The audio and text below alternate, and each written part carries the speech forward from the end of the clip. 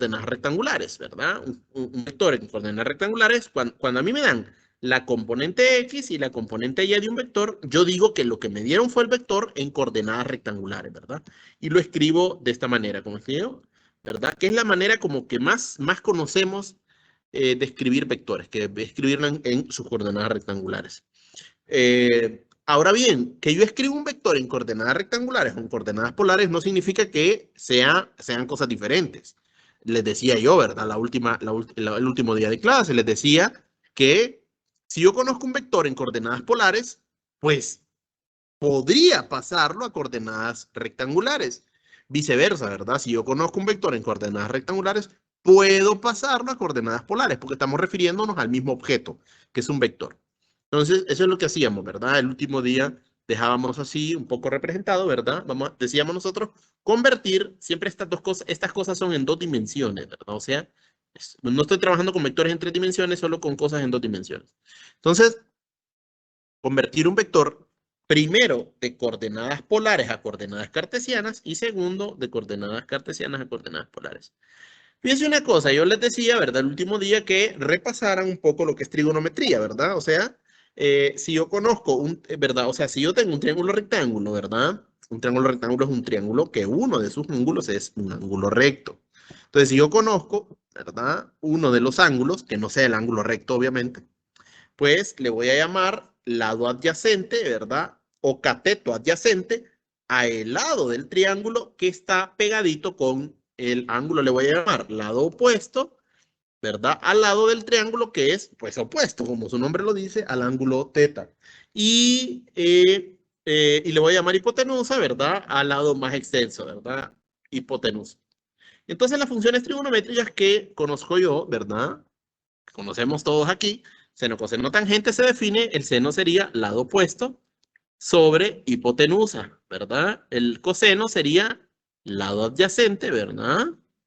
Sobre hipotenusa y la tangente pues sería lado opuesto entre lado adyacente, ¿verdad? Así, eso lo conozco. Entonces, ¿qué pasa? Si yo conozco, por ejemplo, ¿verdad? 2, yo podría encontrar 3. O sea, si conozco el ángulo, ¿verdad? Y conozco la hipotenusa, si yo conozco el ángulo y conozco la hipotenusa, ¿podré encontrar el lado opuesto? Sí. ¿Hago uso de qué función trigonométrica? ¿Qué función trigonométrica me relaciona hipotenusa, lado opuesto y ángulo, teta? El seno. El seno, ¿verdad? Correcto. Entonces, si yo conozco teta y yo conozco la hipotenusa, yo el lado opuesto, sencillamente la hipotenusa la paso a multiplicar. Entonces queda que el lado opuesto sería hipotenusa por el seno de teta, ¿verdad? Pasa lo mismo, ¿verdad? Con el lado adyacente. Si yo conozco la hipotenusa y conozco el ángulo, ¿podré calcular el lado adyacente? Sí, haciendo uso del coseno, ¿verdad? O sea, la hipotenusa está dividiendo, pasa a multiplicar al otro lado. Entonces me queda que el lado adyacente sería hipotenusa por coseno de teta. Entonces, esto es lo que les decía yo que repasaran, ¿verdad? Porque esto nos sirve para poder transformar un tipo de coordenadas a otro tipo de coordenadas, ¿verdad? En este caso, por ejemplo, mire, si ustedes se fijan, a nosotros se nos forma veamos en coordenadas polares, en coordenadas rectangulares. Cuando yo tengo un vector en coordenadas rectangulares, lo que tengo es su componente X, ¿verdad? Que sería AX acá, y tengo su componente Y acá, AY, ¿verdad? Entonces, aquí se me va a formar un triángulo rectángulo, ¿verdad? Voy a subrayar el triángulo rectángulo que se me forma. No encuentro aquí. Voy a subrayar el triángulo rectángulo con color azul así, ¿verdad? Un azul agua. Fíjense que ahí se me formó un triángulo rectángulo. Entonces, ¿qué pasa? Yo les decía, si yo tengo coordenadas cartesianas, ¿qué es lo que tengo? Tengo componente X y componente Y, eso es lo que tengo. ¿Y qué quiero? Quiero magnitud y quiero dirección. Pero fíjese este triángulo rectángulo que subrayé yo ahí. Resulta que la magnitud está relacionado con ese triángulo por la hipotenusa, ¿verdad? El ángulo pues sería el ángulo, ¿verdad?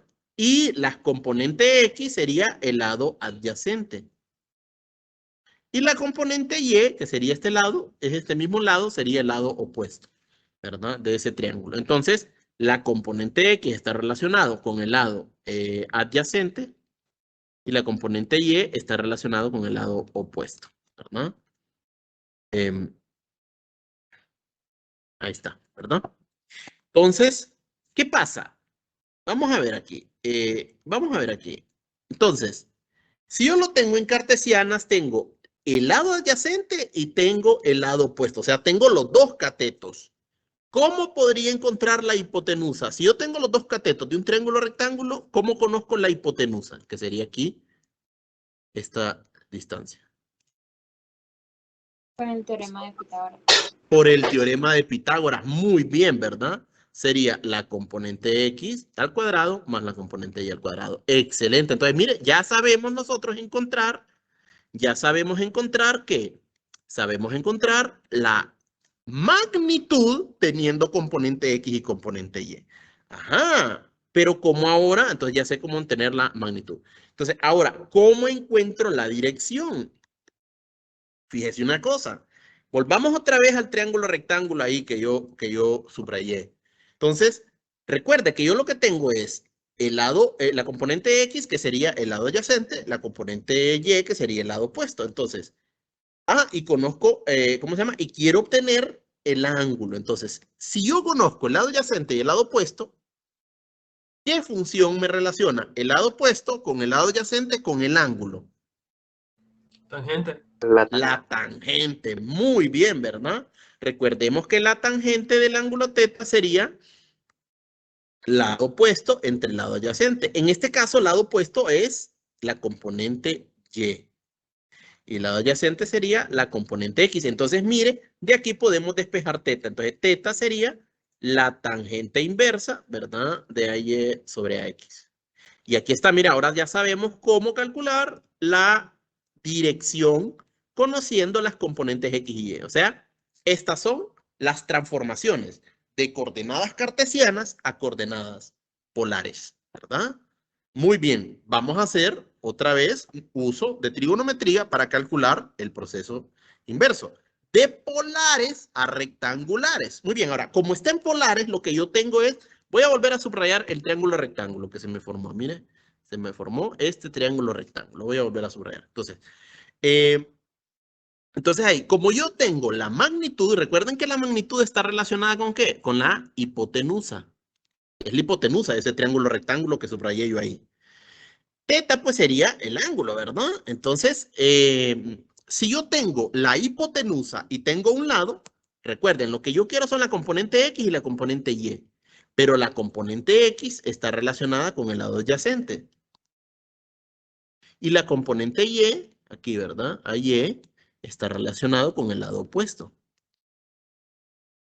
Entonces, si yo tengo la magnitud, perdón, si yo tengo la hipotenusa, que sería la magnitud en este caso, y yo tengo el ángulo, ¿cómo encuentro el lado opuesto? Que sería la componente y. Pues... Con seno. Exacto, ¿verdad? Con el seno. Recordamos lo que acabamos de hacer, ¿verdad? Mira, si yo tengo la hipotenusa y tengo θ, ¿cómo encuentro el lado opuesto? Sería hipotenusa por seno, ¿verdad? Entonces, vamos acá. Sería hipotenusa, pero claro, hipotenusa sería la magnitud por el seno de θ. Y ahí está, mire, ya puedo calcular la componente y teniendo que magnitud y dirección. Y la componente x está relacionado con el lado adyacente, o es el lado, es que no es que está relacionado, que es el lado adyacente, es el lado opuesto, es la hipotenusa, ¿verdad?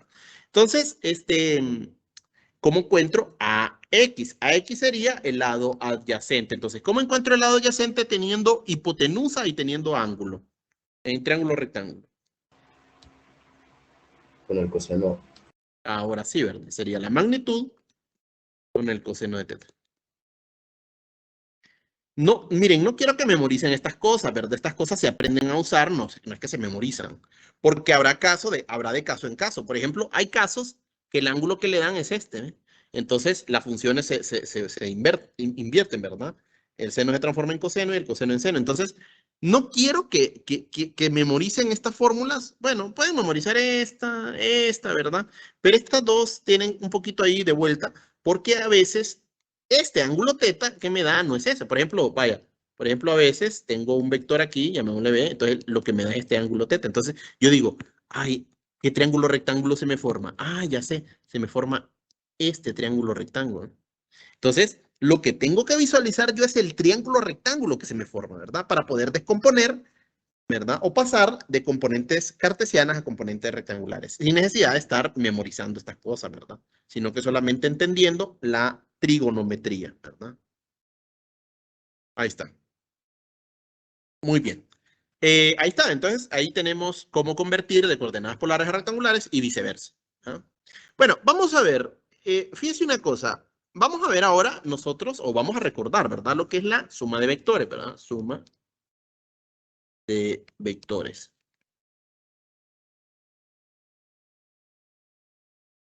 Vamos a ver, supongamos que tenemos un vector A igual a AX. Lo voy a poner en 3 dimensiones. Es válido, esta suma que estoy dando es válida para 2D y 3D, ¿verdad? 2 dimensiones y 3 dimensiones.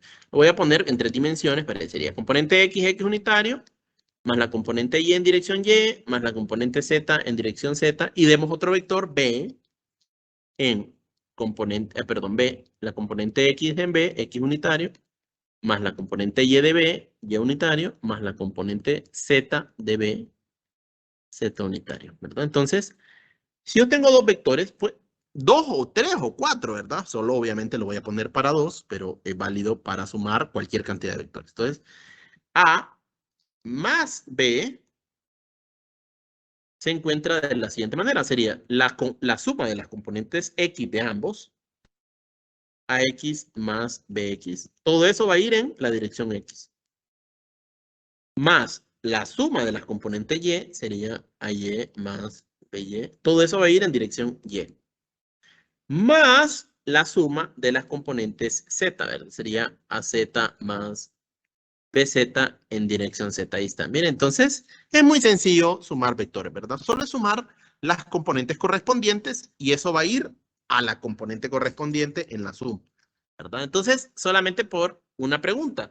Si ustedes se fijan ahí, ¿en qué coordenadas? Ay, el tipo de la moto. No, yo creo que es un carro. Le ponen esa tontera ahí que dentro de la universidad, o sea, ¿por qué?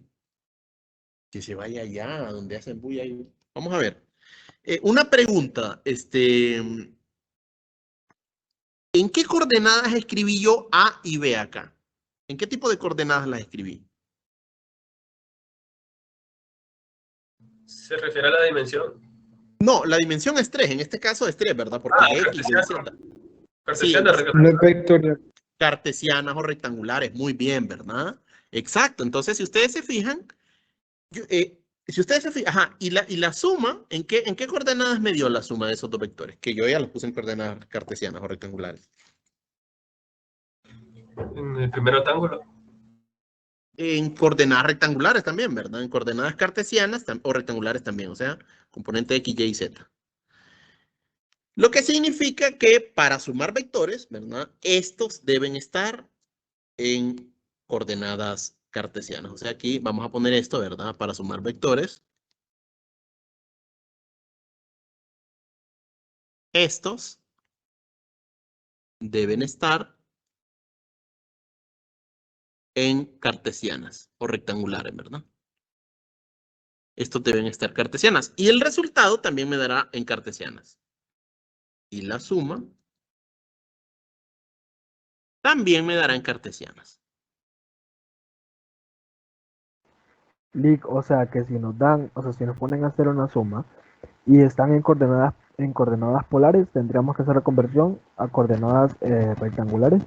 Así es, correcto, muy bien, eso sería, ¿verdad? Si usted le da uno o dos vectores, ¿verdad? Y por cuestiones del problema, ¿verdad? Se lo dan en coordenadas cartesianas. Entonces, para sumarlo, y usted necesita la suma de esos vectores, entonces, para sumarlo, lo primero que debería hacer, como bien lo acaba de decir, es transformarlo a coordenadas rectangulares. Así es, ¿verdad? Muy bien. Así es, muy bien. Bueno, eso fue un repaso de suma. Vamos a ver, ahora veamos una remembranza de lo que es la multiplicación de vectores, ¿verdad? Vamos a ver aquí, multiplicación de vectores.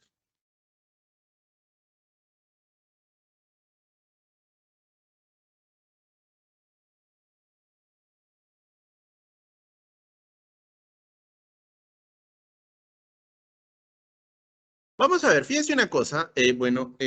Miren, multiplicar vectores es una cuestión que está definida para varios, o sea, hay varios tipos de multiplicación. ¿Ah? Hay varios, 2, 3, hay un montón de tipos de multiplicación de vectores según sea la necesidad, ¿verdad? De lo que se necesite obtener, según sea la correspondencia de necesidad a obtención de determinados resultados. Pero normalmente los más útiles son dos tipos de multiplicación, ¿verdad? Que fueron también las que aprendieron en vectores y matrices. Entonces, la primer tipo de multiplicación de vectores sería el producto punto, ¿verdad? Producto punto, o también llamado producto escalar, ¿verdad? Producto punto o producto escalar. El producto punto se escribe con un puntito así, ¿verdad? Así se denota algebraicamente con un puntito, por eso el nombre punto, ¿verdad? Entonces vamos a definirlo. Voy a copiar estos vectores que tengo acá yo, para no estar escribiendo más.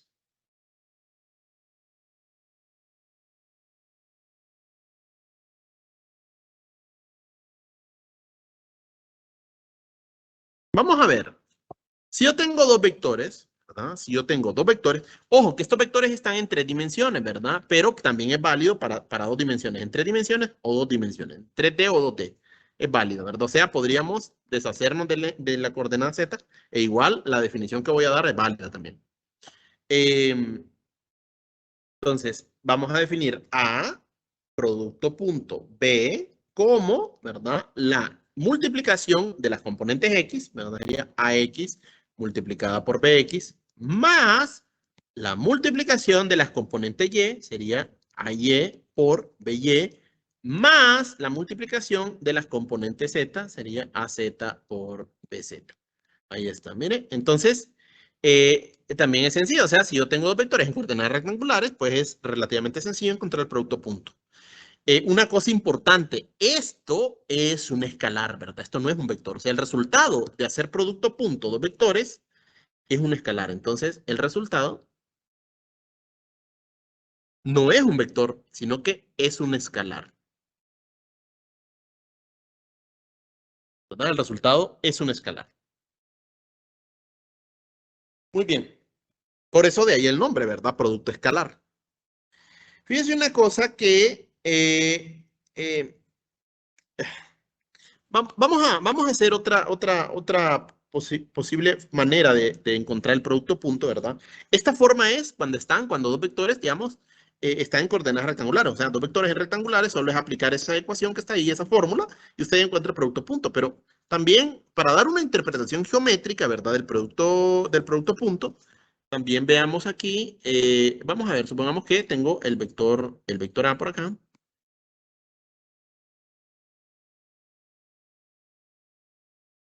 Que tengo el vector B por acá.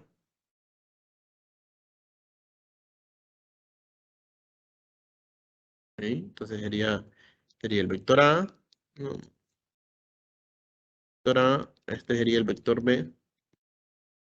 ¿Verdad? Entonces, obviamente el vector A va a tener una magnitud, que sería su longitud, ¿verdad? La longitud de la flecha. El vector B tendría su magnitud, que sería la longitud del vector B. Y le vamos a llamar phi al ángulo entre ambos. Phi va a ser el ángulo entre A y B. Entonces, si yo conozco el ángulo entre A y B y conozco la magnitud de A y B, yo puedo calcular también el producto punto de A y B de la siguiente manera. A punto B es igual a la magnitud de A por la magnitud de B, que son escalares, ¿verdad? La magnitud y la magnitud de un vector es un escalar. Magnitud de A por la magnitud de B por el coseno del ángulo phi, que es el ángulo entre ambos. O sea, no nos vayamos a confundir, ¿verdad? Phi es el ángulo, no es la dirección de ninguno de ellos. O sea, no es teta, no es la dirección de ni la dirección de A ni la dirección de B. Es el ángulo entre los dos, entre A y B, ¿verdad? Phi es el ángulo entre A y B. ¿Verdad? Entonces, si yo conozco eso, puedo calcular el producto punto de esta manera o puedo calcular el producto punto de esta manera. Va a dar lo mismo, ¿verdad? Va a dar lo mismo. Ahí. Fíjese una cosa, una utilidad de esta segunda definición del producto, no es una segunda definición, es la misma, producto punto, ¿verdad? Solamente es una manera un poco distinta de calcularlo. Entonces, una aplicación de esta manera de calcularlo es poder encontrar ese ángulo phi entre los dos vectores, ¿eh? Porque, fíjese una cosa, si yo conozco A en coordenadas así rectangulares y yo conozco B en coordenadas rectangulares, así como está escrito ahí, yo puedo calcular ¿qué? Yo podría calcular la magnitud de A. ¿Cómo? Con el teorema de Pitágoras, ¿verdad? X cuadrado más Y cuadrado, así. Puedo calcular la magnitud de B. ¿Cómo? Con el teorema de Pitágoras, ¿verdad? La raíz cuadrada de BX cuadrado más y así. Y una vez que tenga la magnitud de A y la magnitud de B, puedo calcular por aparte el producto punto haciendo uso de esta primera forma que escribí yo. Entonces ya tendría el producto punto. Entonces, ¿qué podría encontrar? Podría despejar phi, que es el ángulo entre ambos. O sea, una aplicación de esta forma, de esta fórmula es encontrar, ¿verdad? Yo podría encontrar el ángulo entre ambos, si no lo conozco, ¿verdad? El ángulo phi que existe entre ambos vectores. Podría encontrarlo haciendo uso de estas dos cosas. Muy bien. No quiero saturar la imagen. Perfecto. Ahora, vamos a recordar, recuerden que esto es un recordatorio, ¿verdad? Esto es un pequeño repasito de la clase de vectores y matrices. Vamos a recordar el segundo tipo de producto. ¿Cuál es el segundo tipo de producto que vieron en vectores y matrices? Producto cruz. Producto cruz. Así es, ¿verdad? El producto cruz.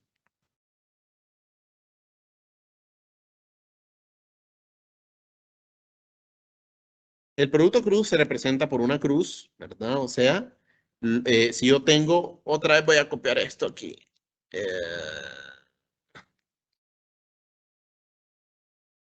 Si yo tengo dos vectores A y B, así, ¿verdad? En esta forma cartesiana, ¿verdad? Fíjese una cosa, mire, aquí escribí, escribí aquí importante, el producto punto está definido para 3 dimensiones o para vectores en 2 dimensiones, pero el producto cruz sí, solamente está definido, ¿verdad? Para vectores en 3 dimensiones. O sea, no se puede hacer el producto cruz para vectores en 2 dimensiones, ¿verdad? Se puede hacer para vectores en 3 dimensiones. Para eso está definido el producto. Bueno, sí se podría hacer, o sea, si nos ponemos así, le llamamos a la componente z, le decimos 0 en ambos casos y podríamos hacer, ¿verdad? Pero en realidad, pues, los resultados se encuentran en 3 dimensiones, así que por eso decimos que la definición está para 3 dimensiones. Entonces, ¿cómo definimos A producto cruz B?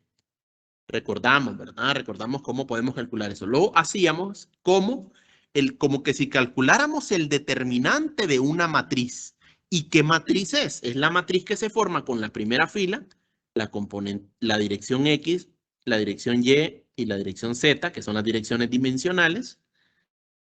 La segunda fila sería la componente X del primer vector, la componente Y del segundo vector, la componente Y del primer vector y la componente Z del primer vector. Y la tercera fila sería la componente X del segundo vector, o sea, el segundo vector es B, la componente Y del segundo vector y la componente Z del segundo vector así, ¿verdad? Entonces, calculamos ese determinante y ese sería el resultado de encontrar el producto cruz entre vectores. Entonces, hagámoslo, ¿verdad?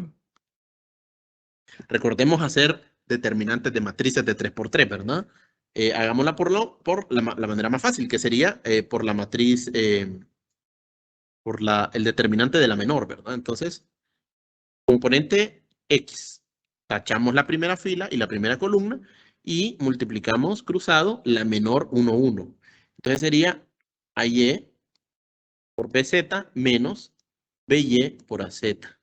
Esto me va a dar en dirección X unitaria, ¿verdad? Luego, la segunda dirección. Entonces, tachamos, ¿verdad? Uy, perdón, sería.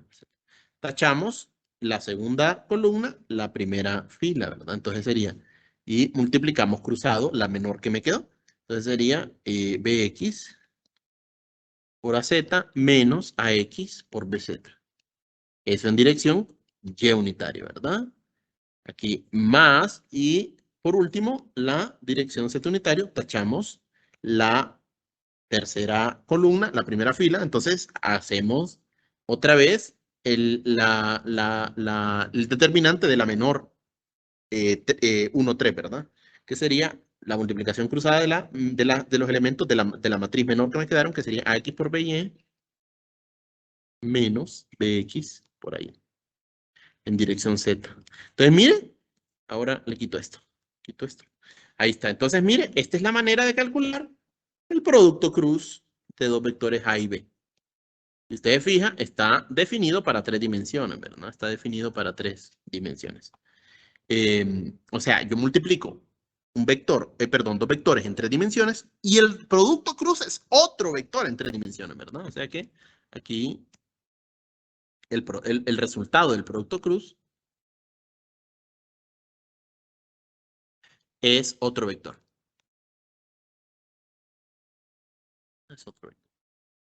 Ahora, ¿qué relación tiene ese nuevo vector que me salió ahí con los dos vectores A y B que yo multipliqué? ¿Verdad? ¿Qué relación habrá entre ese vector y los vectores que yo ya multipliqué? Pues resulta que es que son perpendiculares, ¿verdad? O sea, así como di una relación geométrica acá, pues también voy a dar una relación geométrica del resultado del producto cruz. Vamos a copiar acá.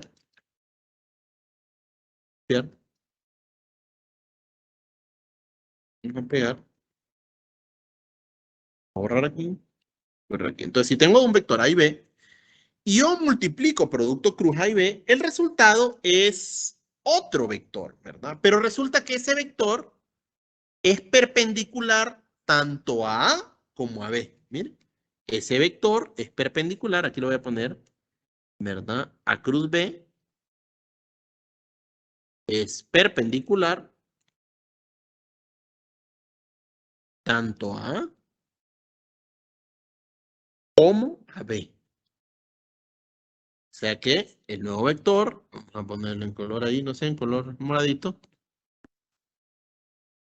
me va a dar así, me va a dar otro vector que es, a ver, ponerlo así.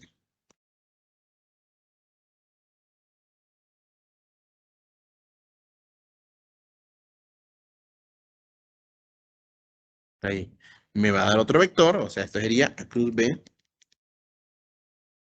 Me va a dar otro vector que es perpendicular tanto a A como a B. O sea, hay 90 grados, ¿verdad? Así, entre B y A cruz B hay 90 grados.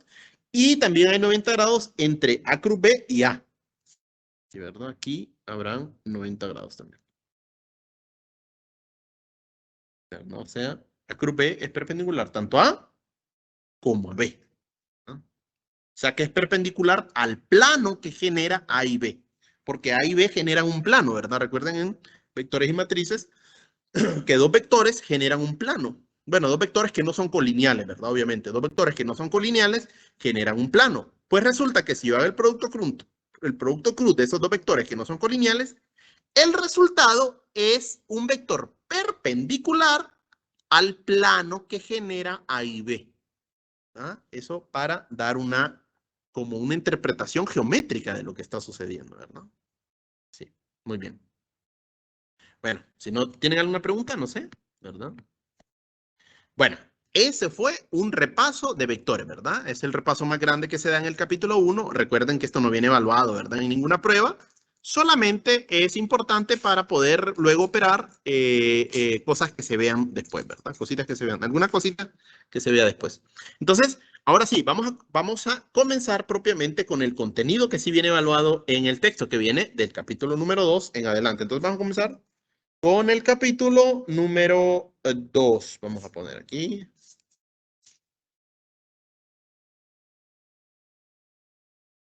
Bien, comencemos entonces con el capítulo número 2. El capítulo número 2 lleva por nombre Movimiento Rectilíneo. Capítulo número 2. Vamos a ver aquí.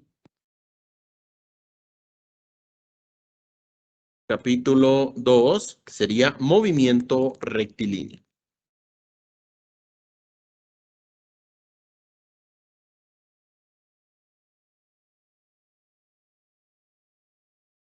Vamos a ver, mire, vamos a comenzar analizando el movimiento. Fíjese que la mecánica, pues, estudia el movimiento, ¿verdad? En general, la mecánica clásica lo que decía es que estudia el movimiento. En la rama de la física estudia el movimiento, pero también la mecánica se divide en ramas así mismo, ¿verdad? Entonces, la rama de la mecánica que estudia el movimiento sin importarle las causas del movimiento mismo, se llama cinemática, ¿verdad? Entonces, lo que vamos a estudiar nosotros en el capítulo 2 y el capítulo 3 es cinemática, ¿verdad? O sea, vamos a estudiar solo el movimiento, sin importarle sus causas, ¿verdad? Sin importarnos sus causas. Eso se llama cinemática. Ahora bien, nosotros nos movemos en 3 dimensiones, o sea, nosotros nos podemos mover, todos los seres, ¿verdad? Del universo conocido.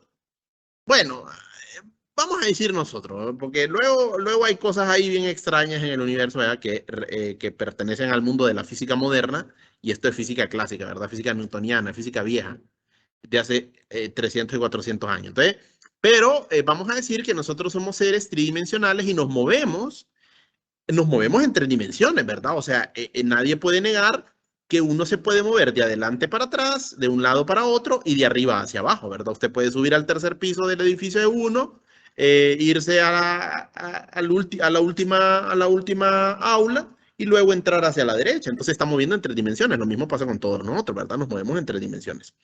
Entonces, estudiar el movimiento implica estudiar la tridimensionalidad de las cuestiones. Lo que pasa es que no vamos a comenzar a estudiar todo eso desde el inicio, porque es mejor comenzar con los casos más básicos. Entonces comenzamos estudiando el movimiento en una dimensión, o sea, el movimiento en la línea recta.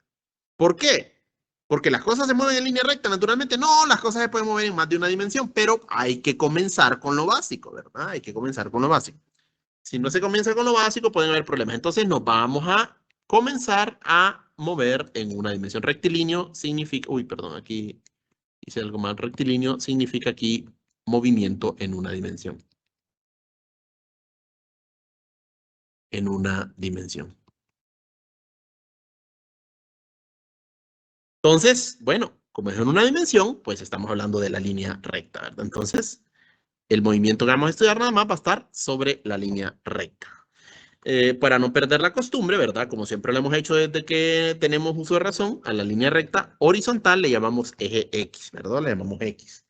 Entonces, ese eje X va a estar en unidades de metro, ¿verdad? O en unidades de metros en el sistema internacional, puede ser en unidades de pies en el sistema inglés, o sea, son unidades de distancia, ¿verdad? Muy bien, entonces, obviamente, en nuestro sistema, donde se están moviendo estos seres unidimensionales, pues tiene un eje, ¿cómo se llama? Un centro de referencia que sería X igual a 0, ¿verdad? Muy bien, entonces, ahí van, mire, nada más en el movimiento, ahí, en una sola línea, es lo que vamos a comenzar a estudiar. Entonces, tenemos que comenzar a analizar las variables que dan el movimiento mismo, ¿verdad? Las variables que representan el movimiento mismo, ¿verdad? Entonces, la primera variable que toda cosa va a tener aquí, que todo objeto es posición, ¿verdad? Entonces, todo objeto va a tener una posición X, ¿verdad? Entonces, esa es la primera variable cinemática, la posición, ¿verdad? La posición a la cual le vamos a llamar X. Entonces, esa es la primera variable cinemática, la más básica. Toda cosa va a tener ahí posición en ese eje unidimensional. Entonces, en general, la posición es una función del tiempo. Miren, en general, la posición es una función del tiempo. T es el tiempo. Para que quede claro, T es el tiempo. Variable tiempo. Entonces, X es una función que depende del tiempo en general. Vamos a ver, voy a poner esto aquí a un ladito para que no se me vaya a confundir. Vamos a ver.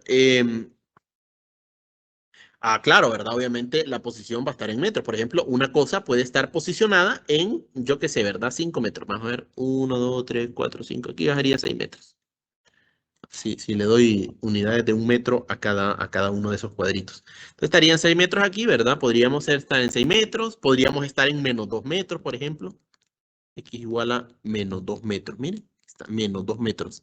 ¿Qué significa? Que la posición puede ser positiva o puede ser negativa, ¿verdad? O sea, todo lo que está a la derecha de, ¿cómo se llama? Todo lo que está a la derecha del punto cero, pues obviamente va a tener posición positiva, lo que está a la izquierda va a tener posición negativa. Mire una cosa, ¿verdad? No nos vayamos a confundir. La posición está en unidades de metros.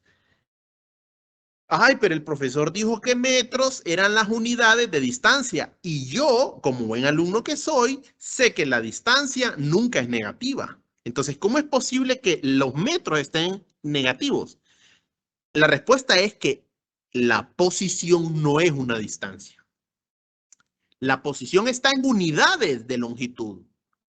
Pero que esté en unidades de longitud no significa que sea una longitud. La posición es un punto en un sistema coordenado. De hecho, la posición es un vector, ¿verdad?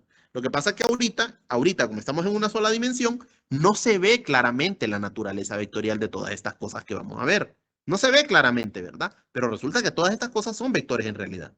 Pero ahorita, entonces, como no se ve claramente, ni lo necesitamos para hacer cálculo ahorita,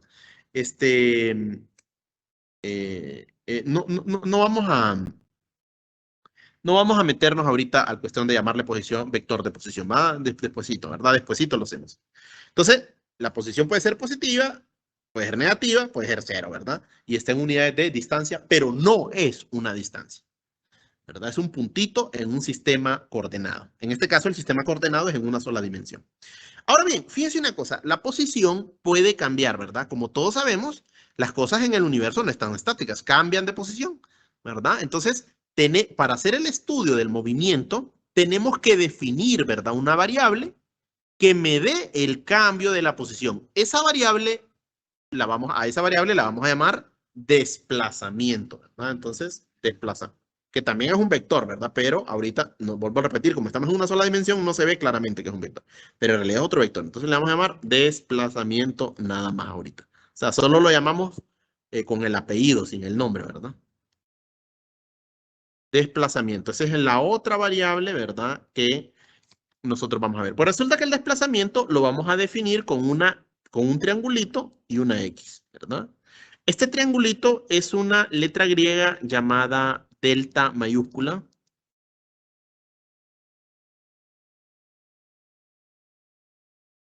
Y significa cambio, ¿verdad? En todos lados, en cualquier libro que usted vaya, sea de físico, sea de lo que sea, el delta siempre va a significar cambio. Delta mayúscula sería cambio finito. Delta minúscula son cambios infinitesimales. Entonces, delta X sería un cambio finito, ¿verdad? Entonces, ¿cómo lo definimos? ¿Cómo definimos delta X? Delta X sería la posición final a la que llegó el objeto después de que se movió, menos la posición inicial donde estaba el objeto antes de moverse, ¿verdad? O sea, X inicial es posición inicial.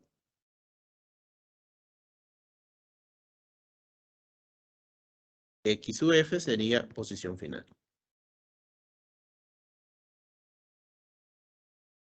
Voy a poner esto un poquito más arriba porque no me vaya aquí. Aquí lo voy a poner. Para que no me vaya a estorbar aquí. Por ejemplo, ¿verdad?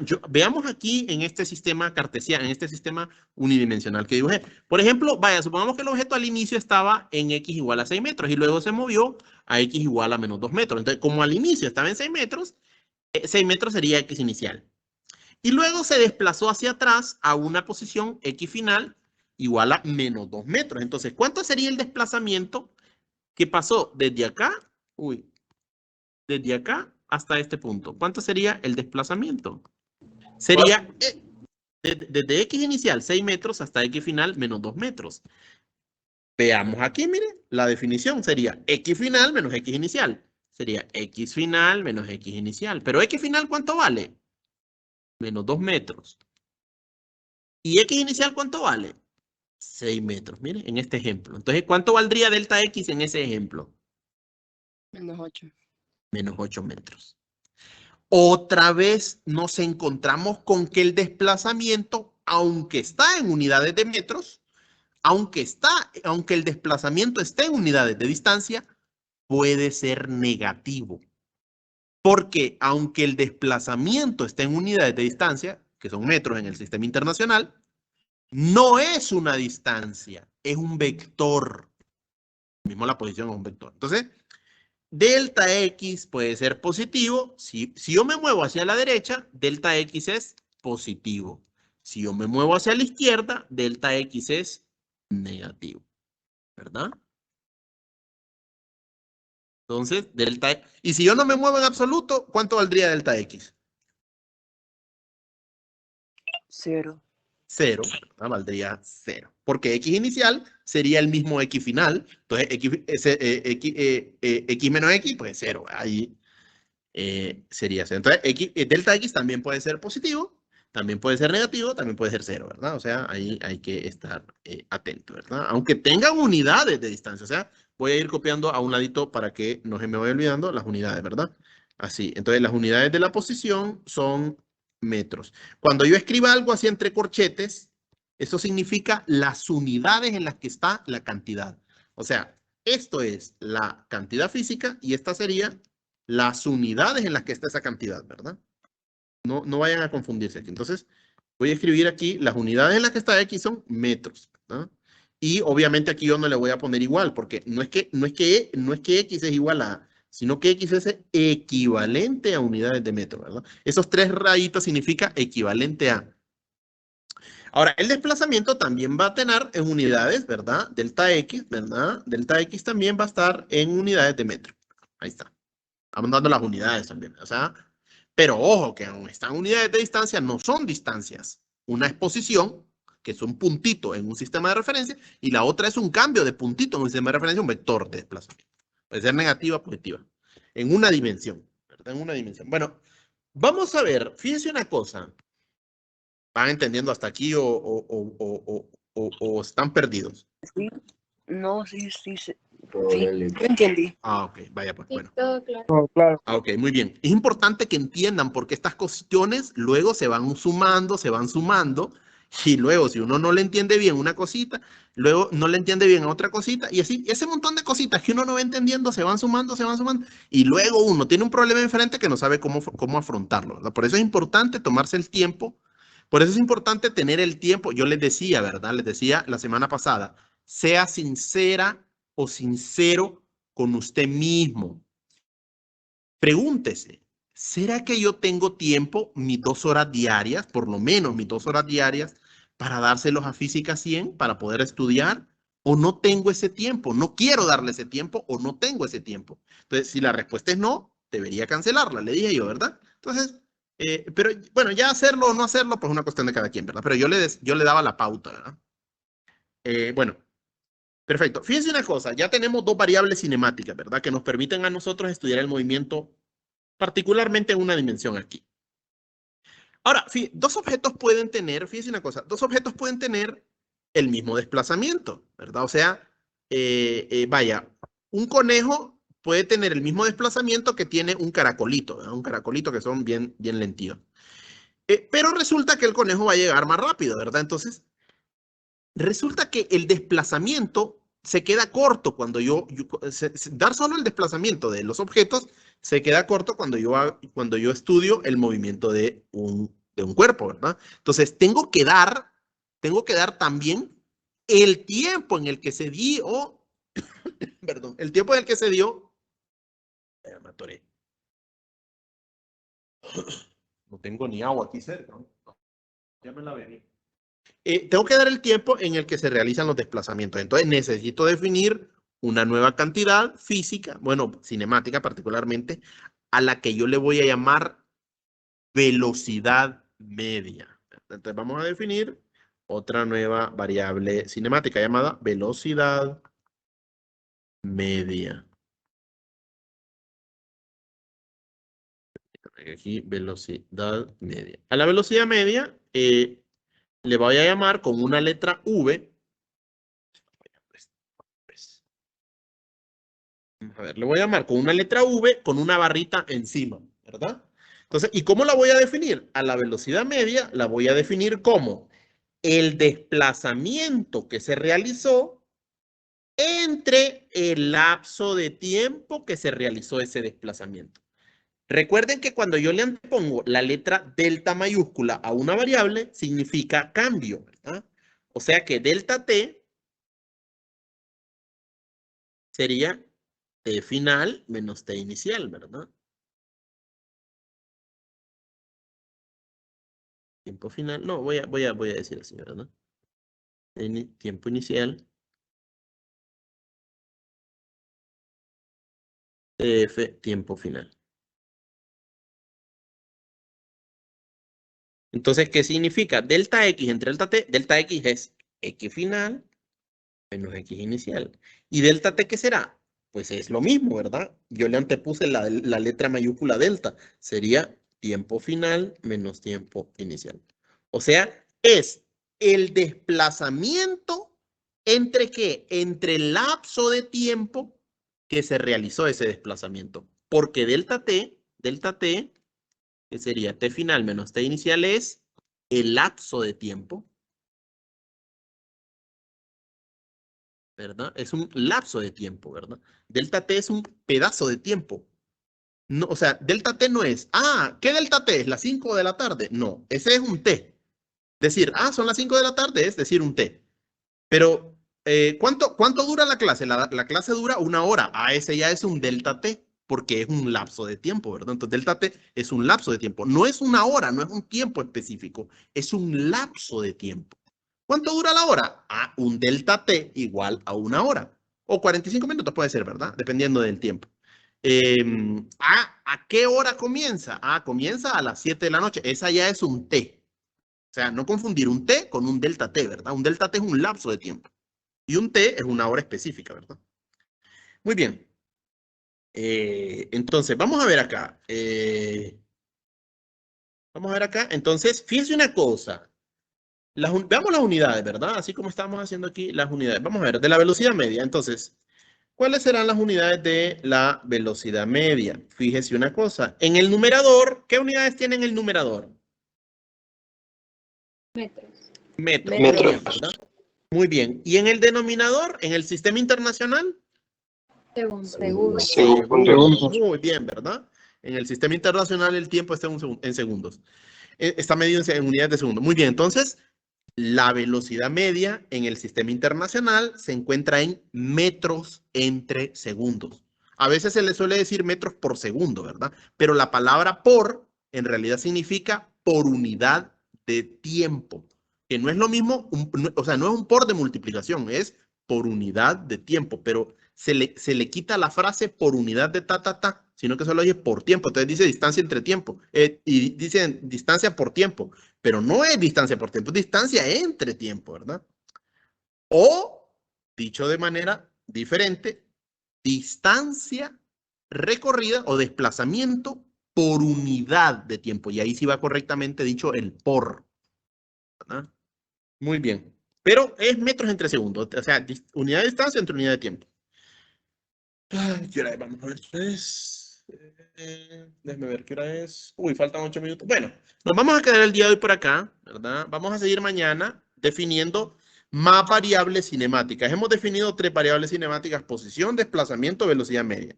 Fíjense una cosa, la velocidad media puede ser también positiva, también negativa, también puede ser 0. O sea, también puede tener 3 signos diferentes, ¿verdad? O sea, positivo, bueno, 2 signos, ¿verdad? Porque el 0 se toma como una cantidad positiva. O sea, puede ser idénticamente 0, puede tener signo positivo o puede tener signo negativo. Mañana vamos a ver qué determina, ¿verdad? El signo de la velocidad media. Que prácticamente el signo de la velocidad media va a ser el mismo signo del desplazamiento, ¿verdad? Ahí está. Bueno, entonces nos quedamos aquí. Nos veremos el día de mañana. Por favor, ¿verdad? Interioricen estas cosas. Interiorícenlas. Ujú. Bueno, Muchas nos gracias. Ok, nos veremos. Buenas noches, ¿verdad? Nos veremos mañana. Buenas noches.